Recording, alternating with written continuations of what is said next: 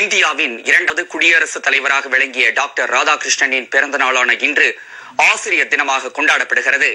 இதனால் அவரது சொந்த ஊரில் பணியாற்றும் ஆசிரியர்கள் மகிழ்ச்சி வாழ்த்தும் தெரிவித்துள்ளனர். திருத்தணி அருகே உள்ள வெங்கடாபுரம் கிராமத்தில் பிறந்த ராதாகிருஷ்ணன் ஆசிரியராக தனது பணியை தொடங்கினார்.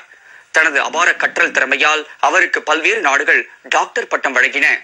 1952 முதல் 1962 வரை துணை குடியரசுத் தலைவராகவும் 1962 முதல் 1967 வரை குடியரசுத் தலைவராக பணியாற்றினார்.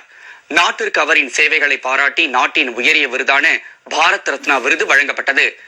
இதனாலேயே அவர் பிறந்த செப்டம்பர் 5ஆம் தேதி ஆசிரியர் தினமாக கொண்டாடப்பட்டு வருகிறது. தங்கள் ஊரில் ராதாகிருஷ்ணன் பிறந்தது தங்களுக்கு பெருமை என்று திருத்தணியை சேர்ந்த ஆசிரியர்கள் பெருமிதத்துடன் குறிப்பிட்டனர். ஆசிரியர் பணி என்பது உலகிலேயே உன்னதமான பணி. கற்று கொடுப்பவரே உண்மையாக கற்றுக் கொடுப்பவர். ஆம், கற்றுக் கொடுப்பவரே உண்மையாக கற்றுக் கொடுக்கக்கூடிய ஆசிரியர்.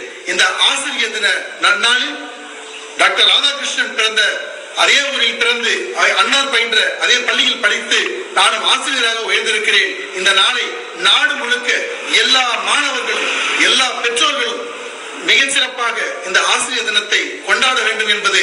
திருத்தணிக்கு அருகில் உள்ள வெங்கடாபுரம் என்ற ஒரு சிறிய கிராமத்தில் பிறந்து நாட்டின் முதல் குடிமகனான குடியரசுத் தலைவராக உயர்ந்தவர்.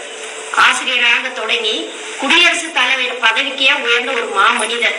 பலமுறை டாக்டர் பட்டம் பெற்ற ஒரு தத்துவ ஞானி. தேர்ந்து படிப்பதே வெற்றிக்கு வித்து என்று கூறியவர் டாக்டர் ராதாகிருஷ்ணன் அவர்கள்.